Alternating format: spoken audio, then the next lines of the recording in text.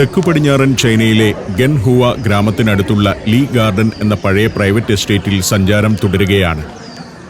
ചൈനീസിൽ Lee Juan എന്നാണ് ഇവിടം അറിയപ്പെടുന്നത്. അമേരിക്കയിൽ ബിസിനസ്സിലൂടെ സമ്പന്നനായ ഷീ വെയ്ലി എന്ന ചൈനക്കാരൻ്റെ എസ്റ്റേറ്റ്. ഇത് ഈ കോംപ്ലക്സിലെ വാച്ച് ടവറാണ്.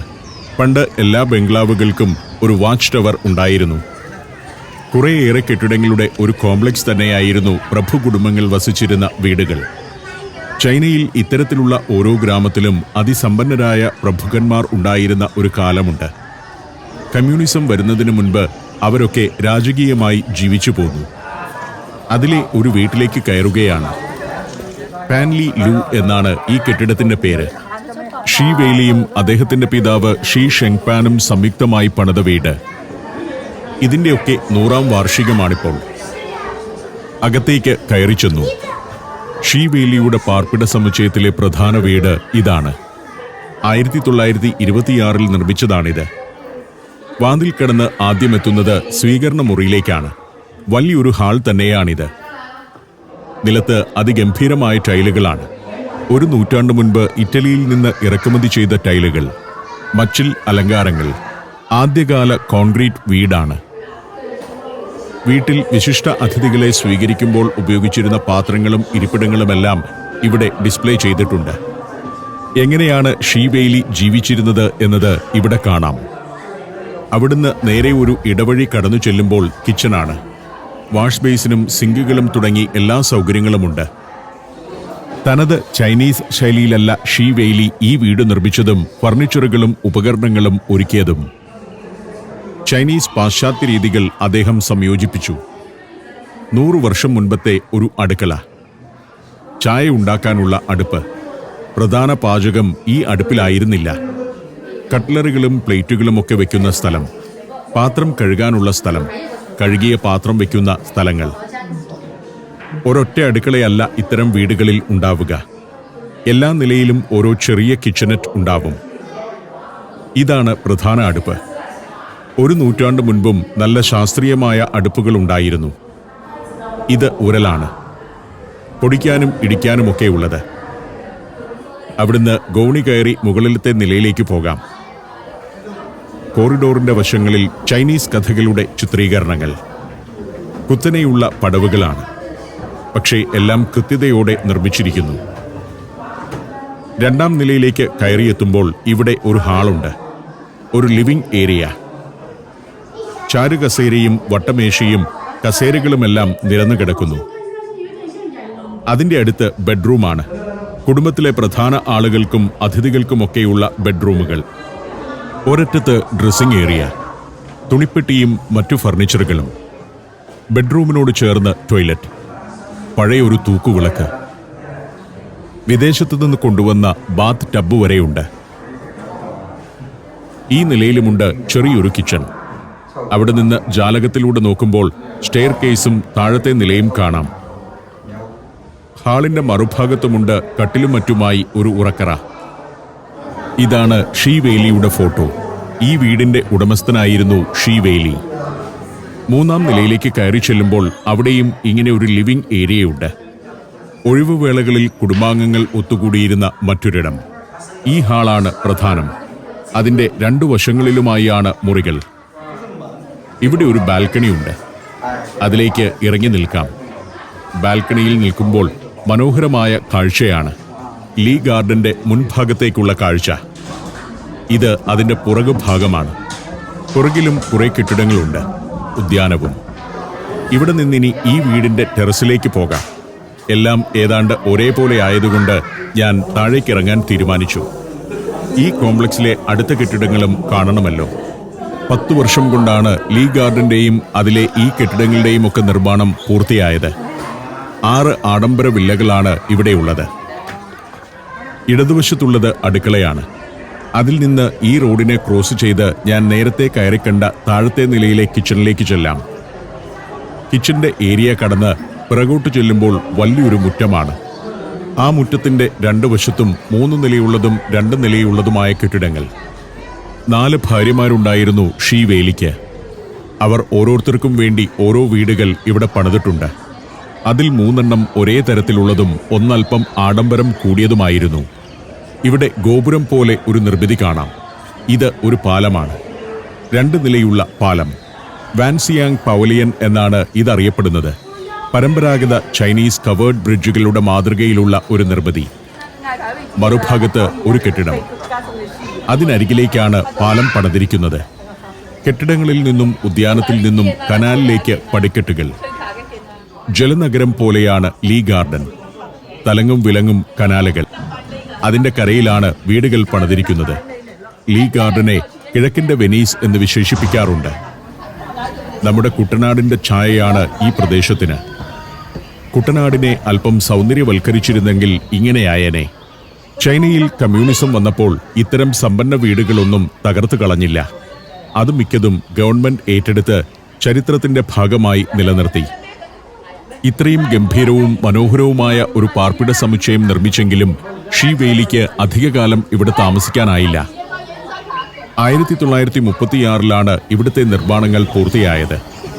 1937 രണ്ടാം ചൈന ജപ്പാൻ യുദ്ധം തുടങ്ങി. അതോടെ സ്വത്തുക്കളെല്ലാം ഉപേക്ഷിച്ച് ഷീ വെയിലിയും കുടുംബവും അമേരിക്കയിലേക്ക് പലായനം ചെയ്യുകയായിരുന്നു. ചൈനയിലെ പുരാതനവും പ്രശസ്തവുമായ ജാങ്നാൻ ജലഗ്രാമത്തിന്റെ മാതൃകയിലാണ് ലീ ഗാർഡൻ രൂപകൽപ്പന ചെയ്തിരിക്കുന്നത്. ഉദ്യാനത്തിനുള്ളിൽ തലങ്ങും വിലങ്ങും ഒരേ വീതിയിലുള്ള കനാലുകൾ നിർമ്മിച്ചിരിക്കുന്നു. തോട്ടത്തിന് മനോഹാരിതയും തണുപ്പും നൽകാൻ വേണ്ടി മാത്രമല്ല ഷീ വെയിലി കനാലുകൾ പണിതത്. കൊള്ളക്കാരിൽ നിന്നും വില്ലകളെ ഒരു പരിധിവരെ സംരക്ഷിക്കാൻ കൂടിയായിരുന്നു. ചില കനാലുകളുടെ മറുഭാഗം വിസ്തൃതമായ വനം പോലെയാണ്. ഇവിടെ ചെറിയൊരു ബോട്ട് കിടപ്പുണ്ട്. പൂക്കൾ കൊണ്ട് അലങ്കരിച്ച ബോട്ട്. ഈ കനാലിലൂടെ ബോട്ട് യാത്രയൊക്കെ നടന്നിരിക്കണം ഒരു കാലത്ത്. ഫോട്ടോ എടുക്കാനുള്ള ഒരു സ്പോട്ടാണിത്. കനാലിൽ ഇറങ്ങാൻ പാടില്ല. ഇത്രയൊക്കെ ആഡംബരത്തോടെ നിർമ്മിച്ചെങ്കിലും ഷീ വെയിലി എന്ന കോടീശ്വരനെ സംബന്ധിച്ചിടത്തോളം സന്തോഷത്തിന്റെ ഒരു ഇടമായിരുന്നില്ല ലീ ഗാർഡൻ. തന്റെ 4 ഭാര്യമാരിൽ അദ്ദേഹത്തിന് ഏറ്റവും ഇഷ്ടം രണ്ടാമത്തെ ഭാര്യയായ താൻ യുയിങ്ങിനോടായിരുന്നു. അവൾക്ക് വേണ്ടി സുന്ദരമായ ഒരു വില്ല അദ്ദേഹം ഇവിടെ ഒരുക്കുകയും ചെയ്തിരുന്നു. എന്നാൽ ആദ്യ പ്രസവത്തെ തുടർന്ന് താൻ യുയിങ് മരിച്ചു. ഷീ വെയിലിയെ കടുത്ത ദുഃഖത്തിലാഴ്ത്തിയ മരണമായിരുന്നു അത്. ഗാർഡനിലെ ചില കെട്ടിടങ്ങൾ ഇപ്പോൾ ടൂറിസ്റ്റുകൾക്കുള്ള സുവനീർ കടകളും ചെറിയ റെസ്റ്റോറന്റുകളുമാക്കി മാറ്റിയിരിക്കുന്നു. ഇവിടെ ഒരു റിക്ഷാ വണ്ടിയുണ്ട്. ചൈനയിലെ എല്ലാ പട്ടണങ്ങളിലും ഇത്തരം റിക്ഷാ വണ്ടികൾ നിറഞ്ഞു നീങ്ങിയിരുന്നു ഒരു കാലത്ത്. ഒരാളുടെ വീടാണ് ഇതെന്നോർക്കണം. ഒരു പട്ടണം പോലെയാണ് അത് പണിതുയർത്തിയത്. കുടുംബാംഗങ്ങൾക്ക് താമസിക്കാനുള്ള വീടുകൾ, അതിഥി മന്ദിരങ്ങൾ, കലാപരിപാടികൾ നടക്കുന്ന പവലിയനുകൾ, പൊതു ഡൈനിങ് ഹാളുകൾ, വിശ്രമ കേന്ദ്രങ്ങൾ എന്നിവയെല്ലാമുള്ള 50 ഏക്കറിൽ വ്യാപിച്ചു കിടക്കുന്ന ഒരു കുടുംബ വീട്. 10 വർഷത്തോളം സമയമെടുത്ത് പ്രതീക്ഷയോടെ പണിതുയർത്തിയ വീട്ടിൽ 2 വർഷത്തോളം മാത്രമേ താമസിക്കാനായുള്ളൂ എന്നതാണ് ഷീ വെയിലി നേരിട്ട ഏറ്റവും വലിയ ദുര്യോഗം. 1930കളുടെ തുടക്കത്തിൽ ജപ്പാൻ ചൈനയെ ആക്രമിച്ചേക്കുമെന്ന സൂചന കിട്ടിയപ്പോൾ തന്നെ അദ്ദേഹം ഇവിടം വിടാൻ തീരുമാനിച്ചു. ചൈനീസ് ധനികരെ കൊന്നൊടുക്കി ജപ്പാൻകാർ സ്വത്തുക്കൾ കൊള്ളയടിക്കുമെന്ന ഭീതി പരന്നതായിരുന്നു കാരണം. ഇവിടെ സാമാന്യം വലിയ ഒരു ബോട്ട് ജെട്ടിയുണ്ട്. ഇവിടെ നിന്ന് കനാലിലൂടെ നദികളിലേക്കെത്താം. ശരിക്കും പറഞ്ഞാൽ നമ്മുടെ കുട്ടനാട് തന്നെയാണ് ഇവിടം. ഈ പടിപ്പുരയെല്ലാം ഇതൊരു മ്യൂസിയം ആക്കിയ ശേഷം ഉണ്ടാക്കിയതാണ്. ലീ ഗാർഡനിലേക്ക് ഞങ്ങൾ ഇതിലൂടെയാണ് കയറി വന്നത്. അത് കടന്ന് പുറത്തേക്ക് നടന്നു. അപ്പോഴേക്കും മഴച്ചാറ്റൽ തുടങ്ങി. ഡ്രൈവർ ഹൂ കാറുമായി ഞങ്ങൾ ഇറങ്ങി വരുന്നിടത്തു തന്നെ കാത്തുകിടപ്പുണ്ടായിരുന്നു. ഇനി ഞങ്ങൾ ടാങ് കൗ എന്ന ടൗണിലേക്കാണ് പോകുന്നത്. ആ ടൗണിലേക്കെത്തി. ഇനി ഭക്ഷണം കഴിക്കണം. ടാങ് കൗ ചെറിയൊരു ടൗണാണ്. തദ്ദേശീയ ടൂറിസ്റ്റുകൾ ധാരാളമായി വരുന്നതിനാൽ അവർക്ക് വേണ്ടിയുള്ള കടകൾ പാതയോരങ്ങളിൽ കാണാം. ഒരു ചമയങ്ങളുമില്ലാത്ത തനിനാടൻ ചൈനീസ് ഉൾനാടൻ പട്ടണം. 2 നിലയുള്ള കെട്ടിടങ്ങളാണെല്ലാം. ടൂറിസ്റ്റുകളുടെ തിരക്കുള്ളതുകൊണ്ട് തന്നെ ധാരാളം റെസ്റ്റോറന്റുകളുണ്ട് ഇവിടെ. അവിടെ ഒരിടത്ത് വണ്ടി നിർത്തി ഇറങ്ങി. ഇവിടെ നല്ലൊരു റെസ്റ്റോറന്റ് ഉണ്ടെന്ന് ഹൂ പറഞ്ഞതുകൊണ്ടാണ് ഇറങ്ങിയത്. ഒരു കെട്ടിടത്തിന് മുന്നിൽ കുറച്ച് കാറുകൾ കിടക്കുന്നു. എന്റെ സുഹൃത്ത് സലാമും അദ്ദേഹത്തിന്റെ മകൾ സയാനയും മുൻപേ അവിടേക്ക് നടന്നു. വേ ഷിയാൻ എന്നാണ് റെസ്റ്റോറന്റിന്റെ പേര്. ഫ്രാഗ്രന്റ് ഫ്ലേവർ റെസ്റ്റോറന്റ് എന്നാണ് അതിൻ്റെ ഇംഗ്ലീഷ് അർത്ഥം. തിണ്ണയിലിരുന്നും ഭക്ഷണം കഴിക്കാം. മെനു കാർഡ് ചൈനീസിലാണ്. ചിത്രങ്ങൾ നോക്കി വിഭവം മനസ്സിലാക്കാം. സലാമിന് കഷ്ടിച്ച് ചൈനീസ് അറിയാം. എന്നാൽ നന്നായി ചൈനീസ് ഭാഷ അറിയുന്നത് സയാനയ്ക്കാണ്. സയാന ഇവിടെയാണല്ലോ വളർന്നത്. ബാല്യകാലം മുഴുവൻ ഇവിടെ ചെലവഴിച്ചതുകൊണ്ടും ഇവിടുത്തെ സ്കൂളിൽ പഠിച്ചതുകൊണ്ടും ഇവൾക്ക് നന്നായി ചൈനീസ് അറിയാം. ഭക്ഷണം ഓർഡർ ചെയ്യുന്ന ചുമതല സയാനയെ ഏൽപ്പിച്ചു. ചില വിഭവങ്ങൾ തിരഞ്ഞെടുക്കാൻ ഹു സഹായിക്കുന്നുണ്ട്. പക്ഷേ ഞങ്ങൾ ആവശ്യപ്പെടുന്ന മെനു പെൺകുട്ടിക്ക് പൂർണ്ണമായും മനസ്സിലാകുന്നില്ല. അവൾ ചെറിയ ആശയക്കുഴപ്പത്തോടെ നിൽക്കുന്നു. ഞാൻ അടുത്ത മേശകളിൽ എന്താണെന്ന് നോക്കി. ചിക്കനും പിന്നെ എന്താണെന്ന് പിടുത്തം കിട്ടാത്ത വിഭവങ്ങളുമാണ്. ഫ്രൈഡ് റൈസ് ആണ് പ്രധാനം. ഇവിടുത്തെ ഫ്രൈഡ് റൈസിന് നമ്മുടെ ബിരിയാണിയേക്കാൾ രുചിയുണ്ട്. ആദ്യ പെൺകുട്ടി വേറൊരു പെൺകുട്ടിയെ കൂട്ടിക്കൊണ്ടുവന്നു. എന്റെ ക്യാമറ കണ്ടപ്പോൾ അവൾക്ക് നാണം. ഈ 2 പെൺകുട്ടികളും റെസ്റ്റോറന്റിന്റെ ഉടമയുടെ മക്കളാണ്. മെയ് ദിനം പ്രമാണിച്ച് സ്കൂളിന് അവധിയായതുകൊണ്ട് അവരെ ഈ ജോലി ഏൽപ്പിച്ചിരിക്കുകയാണ്. അതാണ് ചൈനീസ് സംസ്കാരം. കുട്ടികൾ അവധി ദിവസങ്ങളിൽ മാതാപിതാക്കളുടെ സ്ഥാപനങ്ങളിൽ വന്ന് ജോലി ചെയ്യുന്നു. ഞങ്ങൾക്കുള്ള പാത്രങ്ങൾ വന്നു, തിളച്ച ചായയും. കഴിഞ്ഞ ദിവസങ്ങളിലൊക്കെ ഇത് കണ്ടതാണ്. പാത്രം കഴുകാനാണ് ഇവിടെ പ്രധാനമായും ചായ ഉപയോഗിക്കുന്നത്. കുടിക്കുകയും ചെയ്യാം. കഴിഞ്ഞ ദിവസം ഗോൺചോ പട്ടണത്തിൽ പാത്രം കഴുകാൻ ഗ്രീൻ ടീയും കടുപ്പം കുറഞ്ഞ ചായയുമൊക്കെയാണ് കിട്ടിയിരുന്നത്. ഇവിടെയാകട്ടെ നല്ല കടും ചായയാണ്. എനിക്ക് വേണ്ടി ഹു പാത്രം കഴുകൽ ജോലി നിർവഹിച്ചു. കാൻഡനീസ് ശൈലിയാണ് ഭക്ഷണം കഴിക്കാനുള്ള പാത്രങ്ങൾ ഇങ്ങനെ തിളച്ച ചായയിൽ കഴുകുന്നത്. ഇവിടെ വൃത്തിയുള്ള മനുഷ്യരാണുള്ളത് എന്നതിൻ്റെ സൂചന. ചൈനീസ് സംസ്കാരത്തിൽ എല്ലാത്തിനും ശാസ്ത്രീയതയും വൃത്തിയുമൊക്കെയുണ്ട്. ഓരോ പ്രവിശ്യയിലും പ്രത്യേക രീതികൾ. എത്രയോ നൂറ്റാണ്ടുകളായി കാൻഡനീസ് സംസ്കാരത്തിൽ തിളച്ച തേയിലവെള്ളം കൊണ്ട് അവനവൻ തന്നെ പാത്രങ്ങൾ കഴുകുന്ന രീതി നിലനിൽക്കുന്നുണ്ട്. ഞങ്ങൾ ഓർഡർ ചെയ്ത ഭക്ഷണം കൊണ്ടുവന്നു തുടങ്ങി.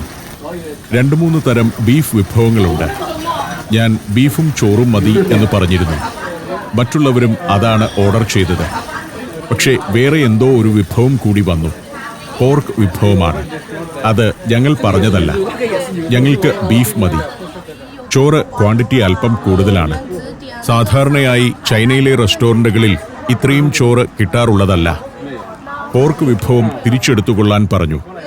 പെൺകുട്ടി അതെടുത്തു. ഞങ്ങൾ ഭക്ഷണത്തിലേക്ക് കടന്നു. സലാമൊക്കെ വളരെ കുറച്ച് ചോറേ കഴിക്കൂ. ചോപ്സ്റ്റിക്ക് കൊണ്ട് ചൈനക്കാരുടെ രീതിയിൽ തന്നെയാണ് ചോറുണ്ണുന്നത്. ഞങ്ങൾ ആസ്വദിച്ചു കഴിച്ചു. നല്ല ടേസ്റ്റി ഫുഡാണ്. ചൈനീസ് ഗ്രാമങ്ങളിലെ ഏതു ഭക്ഷണശാലയിൽ ചെന്നാലും വിഭവങ്ങളെല്ലാം അതീവ രുചികരമായിരിക്കും. ഓർഡർ ചെയ്ത വിഭവം എത്തുമ്പോൾ നമുക്കൊരു നിരാശയുണ്ടാവില്ല. റെസ്റ്റോറന്റിന് പുറത്തേക്കിറങ്ങുമ്പോൾ ഇങ്ങനെ ഒരു കച്ചവടക്കാരനുണ്ട്. മാമ്പഴമാണെന്നാണ് കരുതിയത്. അല്ല, ഇത് പപ്പായയാണ്. ആളുകൾക്ക് പപ്പായ കവറിലിട്ട് കൊടുക്കുന്നു. റെസ്റ്റോറന്റിൽ നിന്ന് ഇറങ്ങി വരുന്നവരെ ലക്ഷ്യമിട്ടാണ് ഈ മൂപ്പരുടെ നിൽപ്പ്. 3 എന്ന് വിരൽ ഉയർത്തി കാണിച്ചു. എന്താണ് കാര്യമെന്ന് ഞങ്ങൾക്ക് മനസ്സിലായില്ല. വാങ്ങാൻ ഞങ്ങൾക്കൊരു പ്ലാനും ഇല്ലായിരുന്നു. സലാമും സയാനയും കൂടെ ഇതിന്റെ വിലയൊക്കെ ചോദിച്ച് എനിക്ക് ഷൂട്ട് ചെയ്യാൻ അവസരമൊരുക്കി. അപ്പോഴേക്കും കച്ചവടക്കാരൻ ഒരെണ്ണമെടുത്ത് കട്ട് ചെയ്തു കഴിഞ്ഞു. വേണോ എന്ന് ചോദിച്ചില്ല. വേണമെന്ന് ഞങ്ങൾ പറഞ്ഞുമില്ല. മുറിച്ച പപ്പായ ഞങ്ങൾക്ക് തന്നിട്ട് കഴിക്കാൻ പറഞ്ഞു. അത് പല കഷ്ണങ്ങളായി നിരത്തിവെച്ചു. നല്ല പപ്പായ. അവസാനം ഇത് വാങ്ങാതെ പോകാൻ കഴിയില്ലെന്നായി. അതിന്റെ കുരുവൊക്കെ കളഞ്ഞ് ഞങ്ങൾ കഴിച്ചു. അവിടെ നിന്ന് യാത്രയായി. ഞങ്ങൾ ഇനി പോകുന്നത് സിലി എന്നൊരു ഗ്രാമത്തിലേക്കാണ്. കാലാവസ്ഥ ഒട്ടും അനുകൂലമല്ല. ചെറിയ ചാറ്റൽ മഴയുണ്ട്. കോരിച്ചൊരിയുന്ന മഴയില്ല എന്നുള്ളതാണ് ആശ്വാസം. Slovenia, Montenegro, Serbia, Panama. സഞ്ചാരം വോളിയം നമ്പർ 13. ഫുൾ HD-യിലുള്ള ഈ അപൂർവ ദൃശ്യയാത്രാ വിവരണ ശേഖരം സ്വന്തമാക്കാൻ 9955442222 എന്ന നമ്പറിലേക്ക് സഞ്ചാരം എന്ന് SMS ചെയ്യൂ. നല്ല പച്ചപ്പുള്ള പ്രദേശം. ധാരാളം നെൽകൃഷിയുണ്ട്. കുട്ടനാടിന്റെ ഭൂപ്രകൃതിയാണ് തെക്കു പടിഞ്ഞാറൻ ചൈനയുടെ ഈ ഭാഗത്തൊക്കെ. ചൈനയിലൂടെ യാത്ര ചെയ്യുമ്പോൾ നെൽവയലുകളും മറ്റു കൃഷിഭൂമികളും കണ്ട് അതെല്ലാം കർഷകരുടെ ഭൂമിയാണെന്ന് ധരിക്കരുത്. ഇവിടെ കർഷകർക്ക് സ്വന്തമായി ഭൂമിയില്ല. കമ്മ്യൂണിസ്റ്റ് ചൈനയിൽ ഭൂമിയുടെ ഉടമ ഗവൺമെന്റാണ്. എന്നാൽ കർഷകർക്കായി ഹൗസ് ഹോൾഡ് റെസ്പോൺസിബിലിറ്റി സിസ്റ്റം എന്നൊരു സംവിധാനമുണ്ട്. അതനുസരിച്ച് സർക്കാർ കർഷക കുടുംബങ്ങൾക്ക് നിശ്ചിത കാലയളവിലേക്ക് ഭൂമി വീതിച്ചു നൽകും. ആ ഭൂമി വിൽക്കാൻ കർഷകന് അനുമതിയില്ല. എന്നാൽ അതിൽ കൃഷി ചെയ്ത് ലാഭമെടുക്കാം. ഒരു വിഹിതം ഗവൺമെന്റിന് നൽകണമെന്ന് മാത്രം. നെല്ല് പ്രധാനമായും സംഭരിക്കുന്നത് ഗവൺമെന്റ് തന്നെയാണ്. ബാക്കി വരുന്ന നെല്ല് സ്വകാര്യ റൈസ് മില്ലുകളും ഭക്ഷ്യോൽപ്പന്ന കമ്പനികളുമാണ് വാങ്ങുന്നത്. സർക്കാർ നിശ്ചയിച്ച വിലയുണ്ടെന്നതിനാൽ കർഷകരും സംതൃപ്തരാണ്. നോക്കത്താ ദൂരം നെൽവയലുകളാണ്. പൂർണ്ണമായും യന്ത്രവൽകൃതമാണ് ഇപ്പോൾ ഇവിടുത്തെ നെൽകൃഷി. നിരയൊപ്പിച്ച് നട്ടിരിക്കുന്ന ഞാറ് യന്ത്രം നടുന്നതാണ്. ചൈന ഉപയോഗിക്കുന്നത്ര കാർഷിക യന്ത്രങ്ങൾ മറ്റൊരു രാജ്യത്തും ഉപയോഗത്തിലുണ്ടാവില്ല. കൃഷിപ്പണി ഏറ്റവും ലളിതമാക്കാൻ പുതിയ പുതിയ യന്ത്രങ്ങൾ ഇവർ നിർമ്മിച്ചുകൊണ്ടേയിരിക്കുന്നു. ഞങ്ങൾ ഒരു ഗേറ്റിലേക്കെത്തി. അത് കടക്കുന്ന ഓരോ വണ്ടിയുടെയും വിവരങ്ങൾ ഡോക്യുമെന്റ് ചെയ്ത് തന്നെയാണ് വിടുന്നത്. കുറേയേറെ കാറുകൾ കിടപ്പുണ്ട്. സിലി വില്ലേജിന്റെ എൻട്രൻസ് ആണിത്. മുഴുവൻ ചൈനീസ് കാറുകളാണ്. 100 കണക്കിന് കാറുകൾ. എല്ലാം നല്ല ഗംഭീരൻ കാറുകളാണ്. നന്നായി പരിപാലിക്കുന്ന വിലപിടിച്ച കാറുകളും ഇടത്തരം കാറുകളുമെല്ലാമുണ്ട്. പല പല ചൈനീസ് ബ്രാൻഡിലുള്ള കാറുകളാണ്. ചൈനയിൽ ഒട്ടേറെ ബ്രാൻഡുകളിൽ കാറുകളുണ്ട്. നമ്മൾ കണ്ടിട്ടും കേട്ടിട്ടുമില്ലാത്ത ആഡംബരത്തിന്റെ അവസാന വാക്കായ കാറുകൾ. റോൾസ് റോയ്സിനെ ഞെട്ടിക്കുന്ന കാറുകൾ വരെയുണ്ട് ചൈനയിൽ. എന്നാൽ Toyota, Volkswagen, Land Cruiser തുടങ്ങിയവയുമുണ്ട്. സിലി വില്ലേജിലേക്കുള്ള എൻട്രൻസ് ആണ് നേരെ മുന്നിൽ. നേരത്തെ സന്ദർശിച്ച ലീ യുവാൻ ഗാർഡനിൽ ടിക്കറ്റ് എടുത്തപ്പോൾ ഇവിടുത്തെ പ്രവേശനം കൂടി ഉൾപ്പെടുന്നുണ്ട്. മനോഹരമായി ഒരുക്കി വച്ചിരിക്കുന്ന ഒരു ഹെറിറ്റേജ് വില്ലേജാണ് സിലി. കൾച്ചറൽ ടൂറിസത്തിന്റെ കേന്ദ്രമായി ഇവിടുത്തെ പ്രാദേശിക ഗവൺമെന്റ് സിലിയെ ഡെവലപ്പ് ചെയ്തിരിക്കുകയാണ്. വിദേശികൾ അധികം വരുന്നില്ലെങ്കിലും ധാരാളം സ്വദേശികൾ ഗ്രാമം കാണാൻ വരുന്നുണ്ട്. ഇന്നൊരു അവധി ദിവസം കൂടിയാണല്ലോ. കുട്ടനാട് പോലുള്ള ഒരു സ്ഥലത്തെ ടൂറിസം എങ്ങനെ വളർത്തണം എന്ന് അവിടുത്തെ ജനപ്രതിനിധികളും നാട്ടുകാരും പഞ്ചായത്തുമൊക്കെ എന്നോട് ചോദിക്കാറുണ്ട്. അവർ ഈ ദൃശ്യങ്ങൾ ശരിക്കും ഒന്ന് കണ്ടാൽ മതി. ചതുപ്പിലും ചെളിയിലുമൊന്നും സന്ദർശകർ നടക്കേണ്ടതില്ല. ഒരു എലിവേറ്റഡ് ബ്രിഡ്ജ്. അത് വെള്ളത്തിൻ്റെയും ചതുപ്പിൻ്റെയും നെൽവയലുകളുടെയും ഒക്കെ മുകളിലൂടെയാണ് പോകുന്നത്. ഇങ്ങനെ നടക്കാനുള്ള കൃത്യമായ സൗകര്യം, വൃത്തി, ലാൻഡ്സ്കേപ്പിംഗ് ഇതൊക്കെ ആവശ്യമാണ്. മറ്റൊരു പ്രധാന കാര്യം ഈ നാട്ടുകാരുടെ ഡിസിപ്ലിനാണ്. ബഹളം വെച്ച് ആരും നടക്കുന്നില്ല. സെൽഫി എടുക്കാൻ മരങ്ങളിൽ വലിഞ്ഞു കയറുന്നില്ല. ഉദ്യാനങ്ങളൊക്കെ ലാൻഡ്സ്കേപ്പ് ചെയ്ത് വൃത്തിയാക്കി വെച്ചിരിക്കുന്നു. ചരിത്രം പ്രദർശിപ്പിക്കുന്ന ബോർഡുകൾക്ക് പോലുമുണ്ട് ഒരു പ്രത്യേക ചന്തം. ഫോട്ടോ എടുക്കുന്നുണ്ട് ആളുകൾ. പക്ഷേ മറ്റുള്ളവർക്ക് ശല്യമാകാതെ ശാന്തമായാണ് അത് ചെയ്യുന്നത്. വിദ്യാഭ്യാസത്തിലൂടെ സാംസ്കാരികമായി വളരെ ഔന്നത്യത്തിലെത്തിയ ജനസമൂഹത്തെയാണ് ചൈനയിൽ ഇപ്പോൾ കാണുന്നത്. ഇവിടെ വരുന്ന ടൂറിസ്റ്റുകളിലും ആ സ്വഭാവം നമുക്ക് കാണാം. ലോകയാത്ര ചെയ്യുമ്പോൾ എവിടെ ചെന്നാലും ഇന്ത്യക്കാരെ പോലെ ചീത്ത കേൾക്കുന്നില്ല ചൈനീസ് ജനങ്ങൾ. അവർ ആ നാടിന്റെ സംസ്കാരത്തെ മാനിച്ചാണ് പോകുന്നത്. താമരയാണ് ഈ വരമ്പിനിപ്പുറം നട്ടിരിക്കുന്നത്.